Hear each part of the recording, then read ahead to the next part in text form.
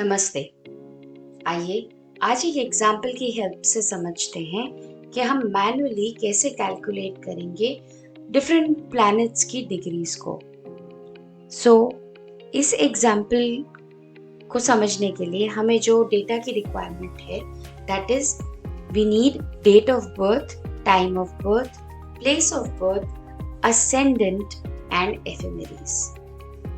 Ascendant की manual calculation के लिए आप मेरी प्रीवियस वीडियो देख सकते हैं जिसमें स्टेप बाय स्टेप गाइड किया गया है कि किस तरह से हम असेंडेंट को मैनुअली कैलकुलेट कर सकते हैं। एफेमेरीज आपको बहुत आसानी से अवेलेबल हो जाएगी अमेज़न पे। एफेमेरीज आपको इंडिविजुअल ईयर के लिए भी मिल जाएगी और कंसोलिडेटेड भी मिल जाएगी। So try and get consolidated ephemeris so that आपको डिफरेंट ईयर ऑफ बर्थ के लोगों के लिए डिफरेंट एफेमेरीज को रेफर ना करना पड़े। आइए देखते हैं कि सैंपल एफेमेरीज किस तरह से दिखती हैं। अगर आप देख सकें, ये एफेमेरीज का एक सैंपल पेज है जहाँ पे आपको मंथ, ईयर, डेट सारा डेटा अवेलेबल है। और जब आप राइट साइड के कॉलम्स में मूव करेंगे तो आप देखेंगे sun, moon, Rahu, Ketu and then on the next page आपको बाकी सारे प्लैनेट की क्या डिग्रीज थी सुबह 5:30 बजे वो सारा डेटा मिल जाएगा। So let's see how do we begin with the calculations. Date of birth है 16 नवंबर 2013। टाइम ऑफ बर्थ दोपहर के 2 बजे। Place of birth Almora. Ascendant है 10 sign past 25 degrees 29 minutes. That means हमारा जो असेंडेंट है वो 11 एक्वेरियस से स्टार्ट होगा। 11 is the number given to Aquarius in the zodiac sign. अब हमें टाइम इंटरवल की भी ज़रूरत होगी। Now let's understand what is time interval. जैसे कि मैंने कहा, एफेमेरीज में आपको सुबह के 5:30 बजे की इंफॉर्मेशन दी गई है कि कौन सा प्लैनेट कितने डिग्री पे था। लेकिन हमारे इस एग्जाम्पल में जो टाइम ऑफ बर्थ है वो दोपहर के 2 बजे है। तो ये जो ड्यूरेशन है, ये जो गैप है 8.5 घंटे का, इसको भी हम हमारे फॉर्मूला में इनकॉर्पोरेट करेंगे सो दैट हमें पता चल जाए कि ये 8.5 घंटे में वो प्लैनेट कितने डिग्रीज फॉरवर्ड मूव किया है।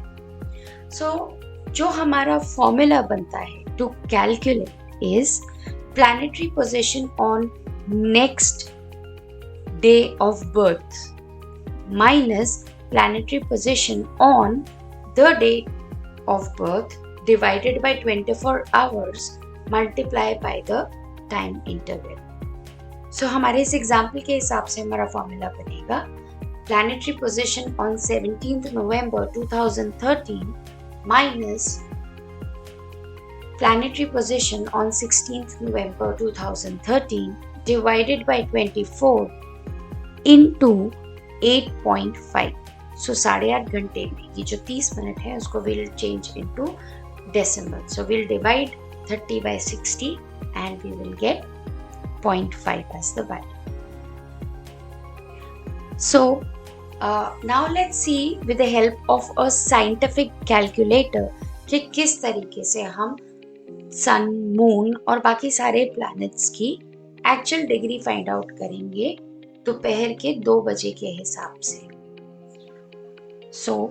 For sun, planetary position on 17th was 7 sign past 0 degrees 44 minutes 34 seconds. Next day का जो डेटा है which says it is 7 sign past 0 degrees. अब हम 0 degrees में से कोई हायर वैल्यू ऑफ डिग्रीज तो सब्सट्रैक्ट नहीं कर पाएंगे। तो instead of taking sun's value as 7 sign past we'll take it as 6 sign past. तो every sign is of 30 degrees. So the formula over here will be 6 sign past 30 degrees 44 minutes 34 seconds minus planetary position on 16th of November, that is 6 sign past 29 degrees 44 minutes 7 seconds divided by 24 multiply by 8.5.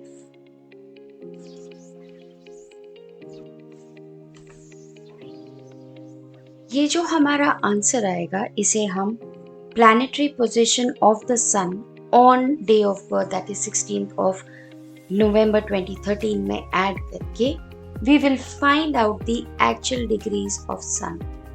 So the actual degrees of sun on 16th of November will be 7 sign past 0 degrees 5 minutes 32 seconds.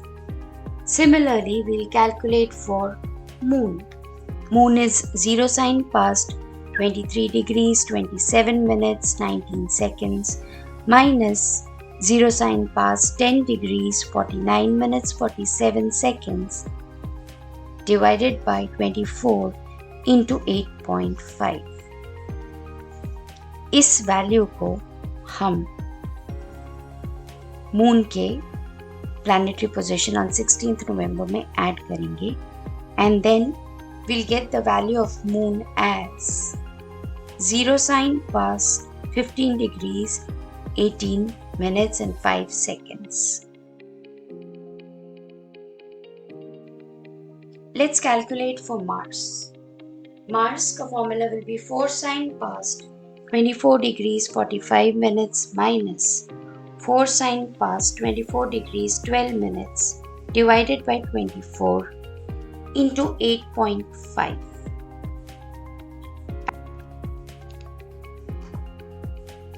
Add this figure to the planetary position of Mars on 16th of November and the result will be Mars is 4 sign past 24 degrees 23 minutes. Similarly for Mercury, 6 sign past 11 degrees 28 minutes minus 6 sign past 10 degrees 37 minutes divided by 24 multiply by 8.5. In degrees को हम mercury के 16th of November के degrees में add कर देंगे. That is 6 sign past 10 degrees 37 minutes and your actual position of Mercury 6 sign past 10 degrees 55 minutes. Similarly for Venus, 8 sign past 16 degrees 41 minutes minus 8 sign past 15 degrees 49 minutes divided by 24 into 8.5. So the final degrees for Venus comes to 8 sign past 16 degrees 7 minutes.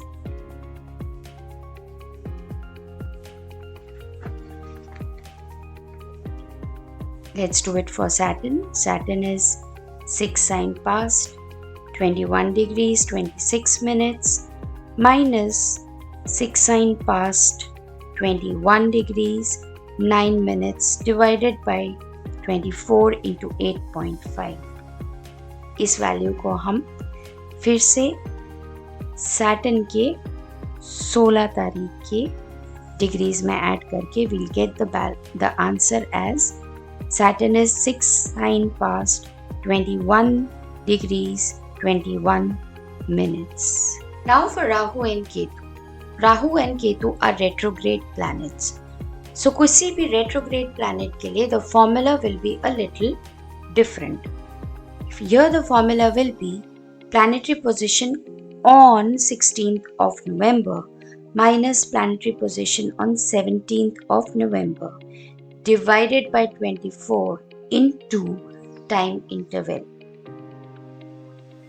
So the formula becomes as 6 sign past 13 degrees 43 minutes 54 seconds minus 6 sign past 13 degrees 43 minutes 37 seconds divided by 24 multiply by time interval, that is 8.5 in this case. यहाँ पे ये जो हमारा derived degrees है इसे हम planetary position on 16th November में add नहीं subtract करेंगे.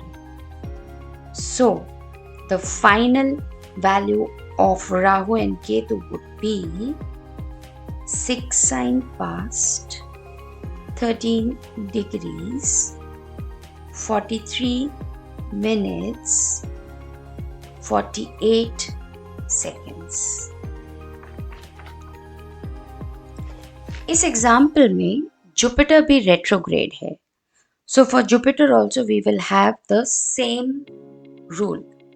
So the formula will be 2 sign past 26 degrees 20 minutes minus 2 sign past 26 degrees 18 minutes divided by 24 multiply by 8.5.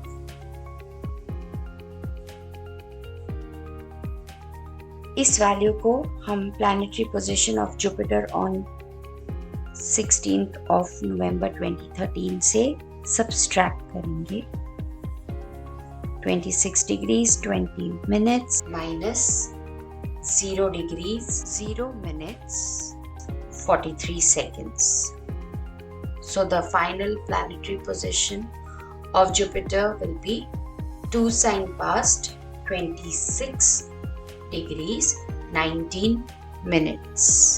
So इस तरह से हमने देखा कि किस तरह से एक रेट्रोग्रेड प्लैनेट का भी कैलकुलेशन होता है with little variation in the formula और नॉर्मल जो हमारे प्लैनेट्स की मूवमेंट है उनका कैलकुलेशन किस तरह होगा. नेक्स्ट वीडियो में वी विल सी कि किस तरह से हम एक हॉरोस्कोप को कास्ट करते हैं. So stay tuned for the next video. Thank you so much for patiently watching, and if you have any doubts, do let me know in the comment box. If possible, and if I have the information, I would surely reply to your questions. Thank you.